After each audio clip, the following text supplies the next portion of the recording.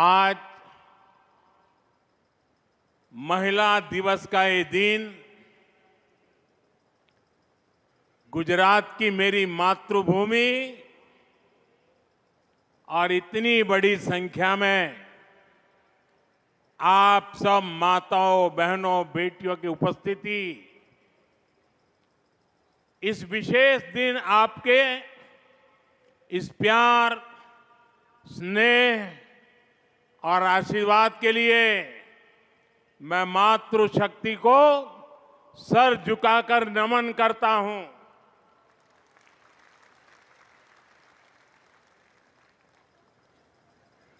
गुजरात की इस धरती से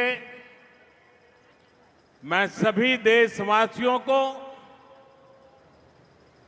देश की सभी माताओं बहनों को महिला दिवस की शुभकामनाएं भी देता हूं। आज यहां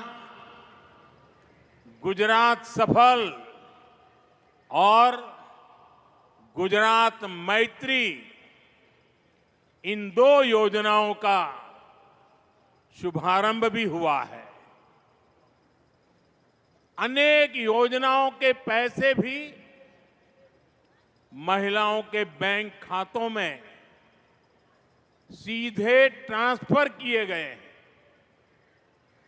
मैं इसके लिए भी आप सभी को बधाई देता हूं। साथियों, आज का दिन महिलाओं को समर्पित है।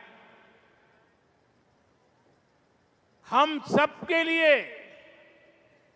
महिलाओं से प्रेरणा प्राप्त करने का दिवस है। महिलाओं से कुछ सीखने का दिवस है। और आज के इस पवित्र दिवस पर मैं आप सभी का अभिनंदन भी करता हूं, आभार भी व्यक्त करता हूं। आज इस दिन मैं गर्व से कह सकता हूं कि मैं दुनिया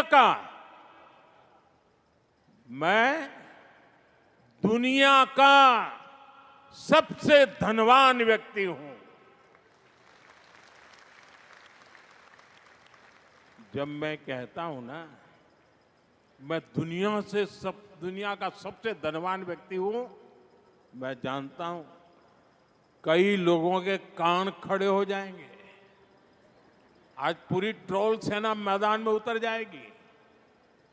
लेकिन मैं फिर भी दोहराऊंगा कि मैं दुनिया का सबसे धनवान व्यक्ति हूं। मेरी जिंदगी के अकाउंट में करोड़ों माताओं, बहनों, बेटियों का आशीर्वाद है। और यह आशीर्वाद निरंतर बढ़ता जा रहा है। और इसलिए मैं कहता हूं, मैं दुनिया का सबसे धनवान व्यक्ति हूं। माताओं, बहनों और बेटियों का यह आशीर्वाद मेरी सबसे बड़ी प्रेरणा है, सबसे बड़ी ताकत है, सबसे बड़ी पूंजी है, मेरा सुरक्षा कवच है। साथियों, हमारे यहां शास्त्रों में नारी को नारायणी कहा गया है। नारी का सम्मान यही समाज और देश के विकास की पहली सीढ़ी होती है। इसलिए विकसित भारत बनाने के लिए, भारत के तेज विकास के लिए आज भारत विमेन लेड डेवलपमेंट की राह पर चल पड़ा है। हमारी सरकार महिलाओं के जीवन में सम्मान और सुविधा दोनों को सर्वोच्च प्राथमिकता देती है। हमने करोड़ों महिलाओं के लिए शौचालय बनवाकर उनका सम्मान बढ़ाया। और मेरे उत्तर प्रदेश की काशी की बहनें तो अब शौचालय शब्द प्रयोग नहीं करती हैं, वो कहती हैं ये तो मोदी जी ने इज्जत घर बनाया है। हमने करोड़ों महिलाओं के बैंक खाते खुलवाकर उन्हें बैंकिंग व्यवस्था से जोड़ा। हमने उज्ज्वला सिलेंडर देकर उन्हें धुएं जैसी तकलीफों से भी बचाया। कामकाजी महिलाओं को पहले गर्भावस्था में सिर्फ 12 हफ्ते की छुट्टी मिलती थी, 12 अठवाडिया। सरकार ने इसे भी बढ़ाकर 26 हफ्ते कर दिया, 26 अठवाडिया। 3 तलाक के खिलाफ कानून की हमारी मुस्लिम बहनें बरसों से डिमांड कर रही थी। 3 तलाक के खिलाफ सख्त कानून बनाकर हमारी सरकार ने लाखों मुस्लिम बहनों का जीवन तबाह होने से बचाया है। जब कश्मीर में आर्टिकल 370 लागू था तो वहां की बहनें, बेटियां कई अधिकारियों से वंचित थी। अगर वो राज्य के बाहर किसी से शादी कर लेती थी तो पुश्तैनी संपत्ति पाने का उनका अधिकार छीन जाता था। आर्टिकल 370 की दीवार गिरने के बाद जम्मू कश्मीर में भी महिलाओं को वो सारे अधिकार मिले हैं जो भारत की बेटियों को, बहनों को मिलते हैं। भारत का हिस्सा होने के बावजूद भी मेरी माताएं, बहनें, बेटियां कश्मीर में उससे वंचित थी। और संविधान का डोल पीटने वाले लोग आंखें बंद कर करके बैठे थे। महिलाओं का अन्याय उनके लिए चिंता का विषय नहीं था। संविधान का सम्मान कैसे होता है, ये मोदी ने धारा 370 हटा करके देश के चरणों में समर्पित कर दिया। साथियों, आज समाज के स्तर पर, सरकार के स्तर पर, बड़ी बड़ी संस्थाओं में महिलाओं के लिए ज्यादा से ज्यादा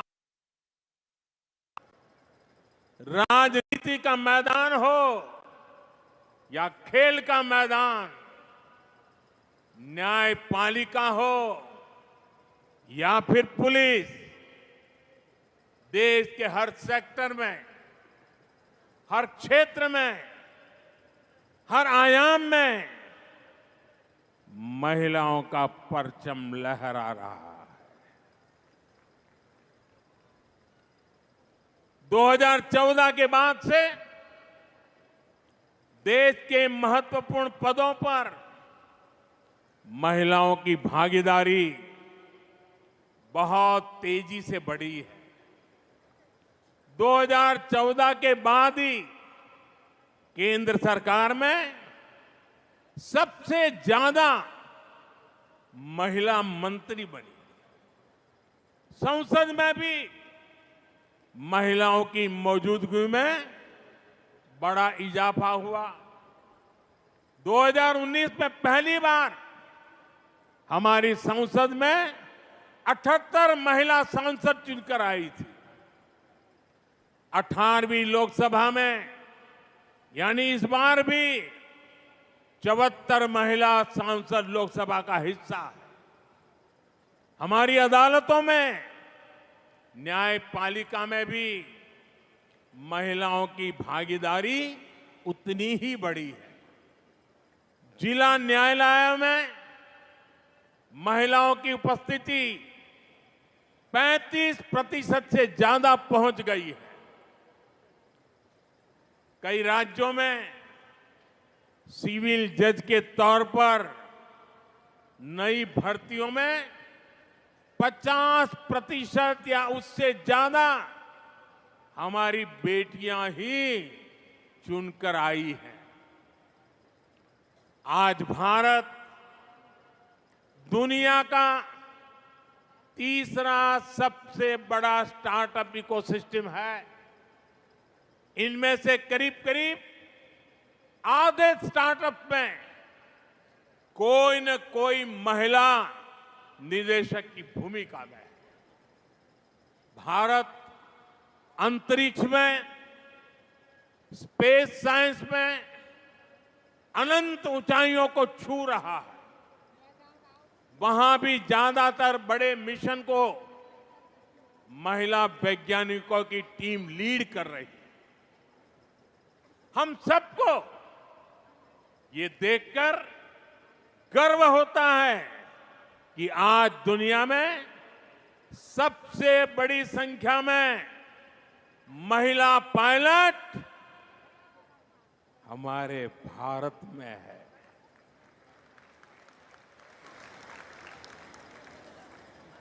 हम यहां नवसारी के इस आयोजन में भी नारी शक्ति के सामर्थ्य को देख सकते हैं। इस आयोजन की पूरी जिम्मेदारी महिलाओं ने संभाली है। इतने बड़े आयोजन की सुरक्षा में जो पुलिसकर्मी और ऑफिसर तैनात हैं, वे सबके सब महिलाएं ही हैं। Constable, inspector, sub inspector, DSP से लेकर वरिष्ठ ऑफिसर्स तक यहां की सुरक्षा व्यवस्था महिलाएं ही संभाल रही है। ये नारी शक्ति के सामर्थ्य का ही उदाहरण है। अभी कुछ देर पहले मैं यहां स्वयं सहायता समूह से जुड़ी आप में से ही कुछ बहनों से भी बात कर रहा था। मेरी बहनों के वो शब्द, आप सबका ये उत्साह, ये आत्मविश्वास, ये दिखा रहा है कि भारत की नारी शक्ति का सामर्थ्य क्या है। ये दिखा रहा है कि भारत की नारी शक्ति ने कैसे देश की प्रगति की बागडोर थाम ली है। मैं आप सभी से मिलता हूं तो मेरा ये भरोसा और पक्का हो जाता है कि विकसित भारत का संकल्प अब पूरा होकर ही रहेगा। और इस संकल्प की सिद्धि में हमारी नारी शक्ति की सबसे बड़ी भूमिका होगी। माताओं बहनों, हमारा गुजरात तो विमेन लेड डेवलपमेंट यानी महिलाओं के नेतृत्व में विकास का बड़ा उदाहरण है। गुजरात ने देश को सहकारिता का सफल मॉडल दिया। स्वयं सहायता समूहों से जुड़ी आप सब बहनें जानती हैं, गुजरात का सहकार का मॉडल यहां की महिलाओं के श्रम और सामर्थ्य से ही विकसित हुआ है। अमूल की चर्चा तो आज पूरी दुनिया में है। गुजरात के गांव-गांव से लाखों महिलाओं ने दूध उत्पादन को एक क्रांति बना दिया। गुजरात की बहनों ने न केवल खुद को आर्थिक रूप से सक्षम बनाया, बल्कि ग्रामीण अर्थव्यवस्था को भी नई ताकत दी। गुजराती महिलाओं ने ही लिज्जत पापड़ की शुरुआत की। आज लिज्जत पापड़ अपने आप में सैकड़ों करोड़ रुपए का एक ब्रांड बन गया है। माताओं बहनों, मुझे याद है जब मैं यहां मुख्यमंत्री के रूप में आपकी सेवा में था, तब हमारी सरकार ने बहनों बेटियों के हितों को ध्यान में रखते हुए चिरंजीवी योजना, बेटी बचाओ अभियान, ममता दिवस, कन्या केळवणी रथ यात्रा, कुंवरबाईનું મામેરું, सात फेरा समूह लग्न योजना, अभयम हेल्पलाइन, ऐसे कितने ही काम किए थे। जब नीतियां सही होती है तो नारी का सामर्थ्य कैसे बढ़ता है, गुजरात ने ये पूरे देश को दिखाया है। जैसे अभी मैंने दूध सहकारिता की बात की, डेयरी के काम से जुड़ी इन महिलाओं के लोगों के खातों में गुजरात ने ही पहला એવું નહોતું, કાં તો કેશ આપે કાં તો ભાઈઓ પૈસા લઈ જાય। આપણે તો નક્કી કરી દીધું એ વખતે ડેરીમાંથી દૂધના પૈસા બહેનોના ખાતામાં જ જમા થશે, કોઈ ભાઈ એમાં હાથ ન લગાવી શકે और सीधे पैसे बहनों के खाते में ट्रांसफर करना शुरू किया था। आज उसी तरह देश के करोड़ों लाभार्थियों के खातों में कितनी ही योजनाओं का पैसा सीधा उनके खाते में पहुंचा। डायरेक्ट बेनिफिट ट्रांसफर डीबीटी के जरिए हजारों करोड़ रुपए के घोटाले बंद हुए, गरीबों को मदद मिल रही है।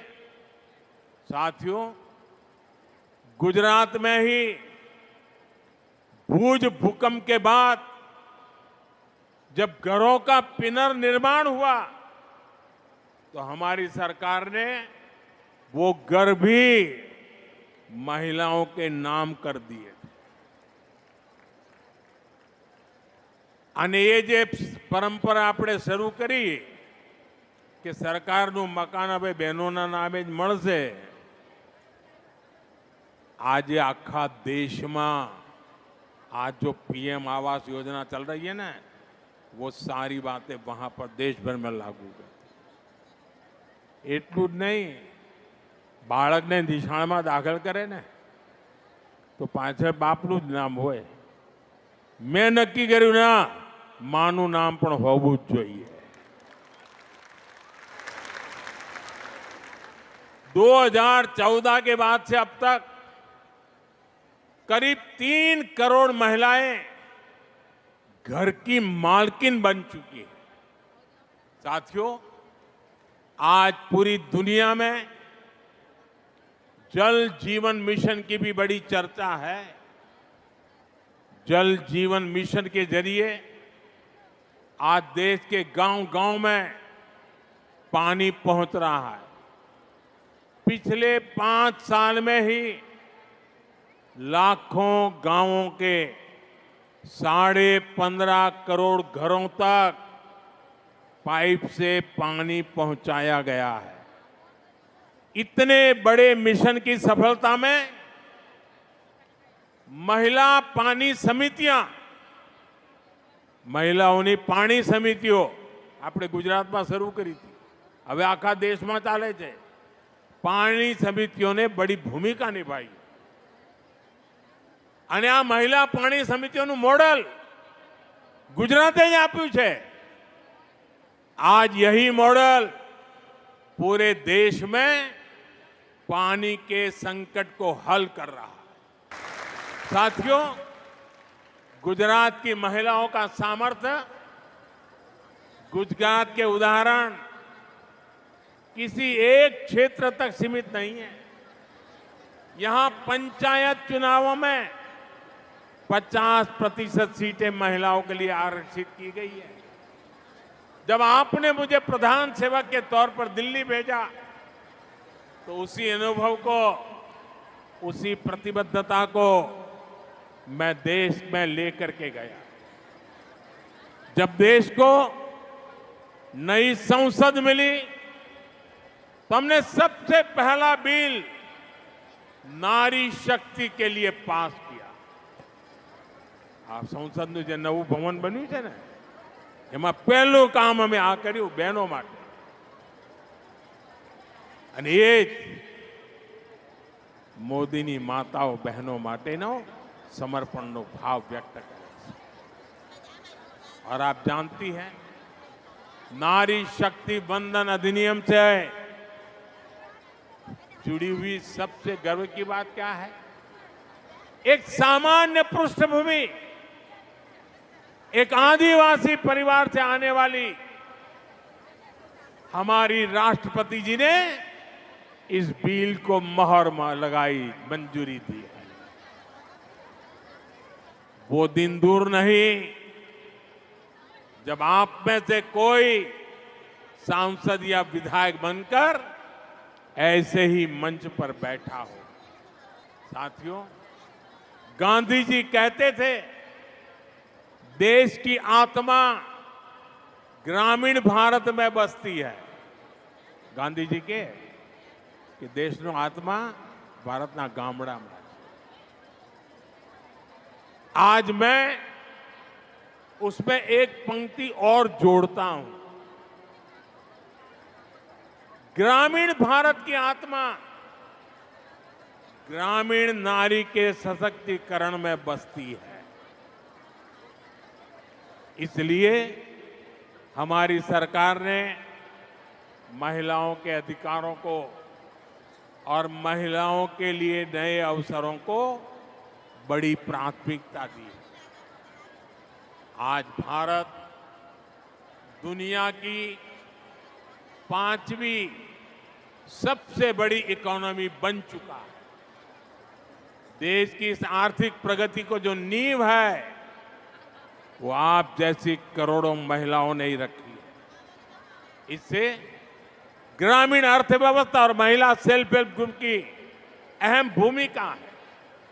आज देश की 10 करोड़ से ज्यादा महिलाएं, 90 लाख से ज्यादा सेल्फ हेल्प ग्रुप चला रही है, स्व सहायता समूह। इनमें से 3 लाख से ज्यादा सेल्फ हेल्प ग्रुप अकेले गुजरात में काम कर रहे हैं। हमने देश की आर्थिक प्रगति के लिए इन करोड़ों महिलाओं की आमदनी बढ़ाने का संकल्प लिया। हम इन बहनों को लखपति दीदी बना रहे हैं। करीब 1.5 करोड़ महिलाएं ऐसी हैं जो लखपति दीदी बन चुकी है। अगले 5 वर्षों में हम कुल 3 करोड़ महिलाओं को लखपति दीदी बनाने का संकल्प लेकर चल रहे हैं। और जिस तेजी से बहनें काम कर रही है उससे तो लगता है शायद हमें इतना इंतजार भी नहीं करना पड़ेगा, उसके पहले ही हो जाएगा। माताओं बहनों, जब हमारी एक बहन लखपति दीदी बनती है तो पूरे परिवार का भाग्य बदल जाता है। महिलाएं अपने काम में गांव की दूसरी महिलाओं को भी जोड़ती है। और मेरा तो विश्वास है, जिस काम को माताएं बहनें हाथ लगाती है ना, उस काम का गर्व भी बढ़ जाता है। धीरे धीरे घर से शुरू हुआ काम एक आर्थिक आंदोलन बन जाता है। सेल्फ हेल्प ग्रुप के इसी सामर्थ्य को निखारने के लिए बीते 10 वर्षों में हमारी सरकार ने इसके बजट को 5 गुना बढ़ा दिया। बजट 5 गुना बढ़ा दिया। इन स्वयं सहायता समूहों को 20 लाख रुपए तक का बिना गारंटी का लोन दिया जा रहा है। 20 लाख रुपया અને પણ કોઈ ગેરંટી નહીં, वगैर गारंटी મળે। सेल्फ हेल्प ग्रुप की महिलाओं को नए कौशल और नई तकनीक से जुड़ने के रास्ते भी दिए जा रहे हैं। साथियों, आज देश की नारी शक्ति हर आशंका को परास्त करके,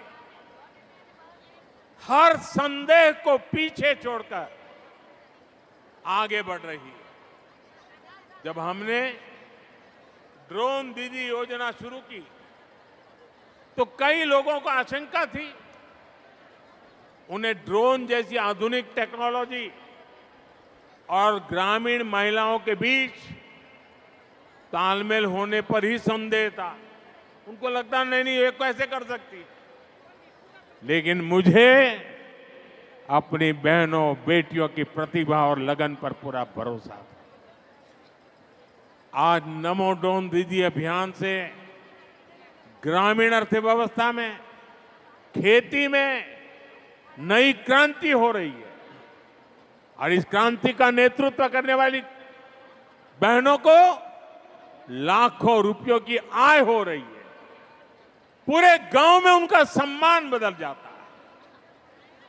घर, परिवार, रिश्तेदार, गांव बड़े गर्व के साथ पायलट दीदी को देख रही है, ड्रोन दीदी को देख रही है। इसी तरह बैंक सखी और बीमा सखी जैसी योजनाओं ने गांवों में महिलाओं को नए अवसर दिए।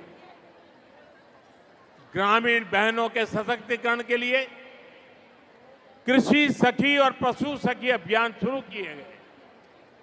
इनसे लाखों बहनें जुड़ी, उनकी आय बढ़ रही है।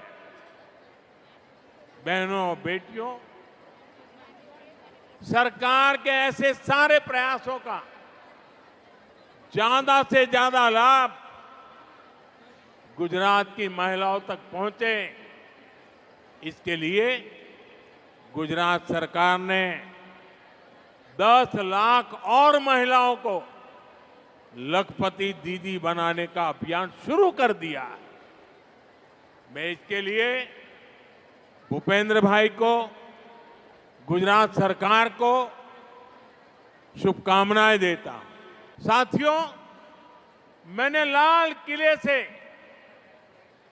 प्रधानमंत्री के बाद जब पहली बार मुझे लाल किले पर से देश को संबोधन करने का अवसर मिला था और मेरे पहले संबोधन में मैंने एक चिंता व्यक्त की थी और मैंने कहा था कि जब बेटी शाम को अगर देर से घर आती है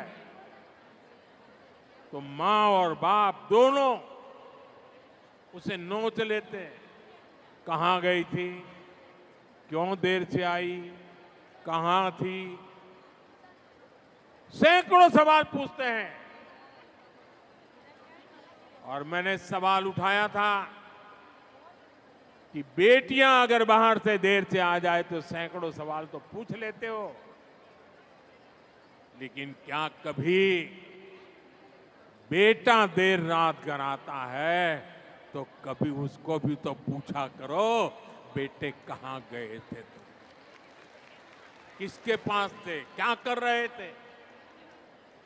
महिलाओं के खिलाफ होने वाले अपराधों को रोकने के लिए, एक बेहतर समाज बनाने के लिए ये बहुत जरूरी है। बीते दशक में हमने महिला सुरक्षा को बहुत बड़ी प्राथमिकता दी। उनके खिलाफ होने वाले अपराधों को रोकने के लिए नियम कानूनों को हमने और सख्त बनाया। महिलाओं के खिलाफ गंभीर अपराधों की तेजी से सुनवाई हो, दोषियों को तेजी से सजा हो, इसके लिए फास्ट ट्रैक कोर्ट्स का गठन किया गया। अभी तक ऐसी करीब 800 कोर्ट्स, 800 જેટલી नवी कोर्ट देश भर में स्वीकृत की गई है और इनमें से ज्यादातर ने काम करना शुरू कर दिया।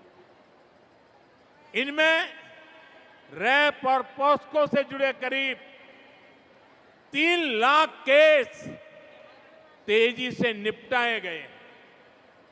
बहनों અને બાળકો સાથે જોડાયેલા આવા અપરાધોના 3 લાખ કેસ એમાં ચુકાદા લાવી દેવામાં આવ્યા। ये हमारी सरकार है जिसने रैप जैसे संगीन अपराध में बलात्कार करे ने અમે આવીને કાયદો બદલ્યો અને આવા પાપીને फांसीना माछड़े ज लटकावानो हो। फांसी की सजा, ये हमने कानून बदला। हमारी सरकार ने 24/7 24 કલાક 365 દિવસ विमेन हेल्पलाइन को मजबूत किया। महिलाओं के लिए वन स्टॉप सेंटर शुरू किए। देश भर में ऐसे 800 के करीब सेंटर चालू हो चुके। इनसे भी 10 लाख से अधिक महिलाओं को मदद मिली। साथियों, अब जो भारतीय न्याय संहिता देश में लागू हुई है, अंग्रेजों के काले कानून को हमने हटाया। देश की आजादी के 75 साल के बाद ये पुण्य कार्य करने का सौभाग्य आप सबने मुझे दिया। और क्या बदलाव किया? उसमें महिला सुरक्षा से जुड़े प्रावधानों को और ज्यादा सशक्त किया गया है। भारतीय न्याय संहिता में महिलाओं और बच्चों के खिलाफ अपराधों पर एक अलग अध्याय जोड़ा गया है।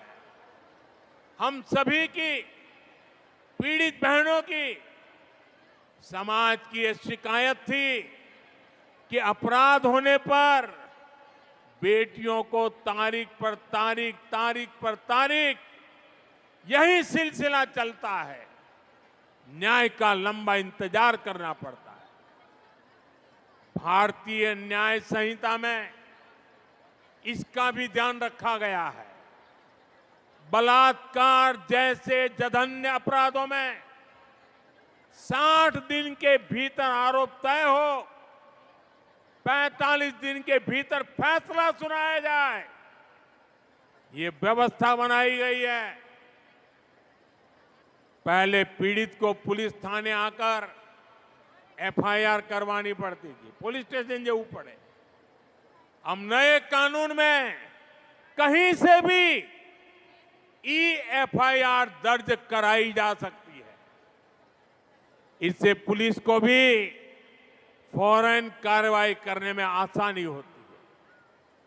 जीरो एफआईआर के प्रावधान के तहत कोई भी महिला अपने ऊपर अत्याचार होने पर किसी भी पुलिस स्टेशन में एफआईआर दर्ज करा सकती है। एक और प्रावधान किया गया है कि अब रेप विक्टिम का बयान पुलिस ऑडियो वीडियो के माध्यम से भी दर्ज कर सकती है। इसे भी कानूनी मान्यता दी गई है। पहले मेडिकल रिपोर्ट में भी काफी समय लग जाता था। अब डॉक्टरों द्वारा मेडिकल रिपोर्ट आगे बढ़ाने के लिए भी 7 दिन का समय तय कर दिया गया है। इससे पीड़ित महिलाओं को काफी मदद मिल रही है। साथियों, ये जितने भी नए प्रावधान भारतीय न्याय संहिता में किए गए हैं, इनके परिणाम भी देखने को मिल रहे हैं। सूरत जिले का ही एक उदाहरण है। पिछले साल अक्टूबर में वहां एक बेटी के साथ गैंगरेप की दुखद वार्ता हुई। वारदात गंभीर थी। भारतीय न्याय संहिता के बाद इस केस में सिर्फ 15 दिन के भीतर आरोप तय हुए और कुछ सप्ताह पहले दोषियों को उम्र कैद की सजा भी हो गई। 15 દિવસ में પોલીસે કામ પૂરું કર્યું, ન્યાયની પ્રક્રિયા ચાલી અને ટૂંકા ગાળામાં જન્મટીપની સજાએ થઈ ગઈ। भारतीय न्याय संहिता लागू होने के बाद देश भर में महिलाओं के खिलाफ अपराधों की सुनवाई में बहुत तेजी से आई है। यूपी के अलीगढ़ में एक अदालत ने नाबालिग से रेप के मामले में 20 साल की जेल की सजा सुनाई है। ये यूपी में भारतीय न्याय संहिता के तहत पहली सजा है जिसमें आरोप पत्र दाखिल होने के 30 दिन के भीतर सजा सुनाई गई। कोलकाता की एक अदालत ने 7 महीने की बच्ची से रेप के मामले में दोषी को फांसी की सजा सुनाई है। ये सजा अपराध के 80 दिनों के भीतर सुनाई गई। देश के अलग अलग राज्यों के उदाहरण ये साफ दिखाते हैं कि भारतीय न्याय संहिता ने, हमारी सरकार ने जो अन्य फैसले लिए हैं, उन्होंने कैसे नारी की सुरक्षा को बढ़ाया है और नारी को जल्द न्याय भी सुनिश्चित किया है।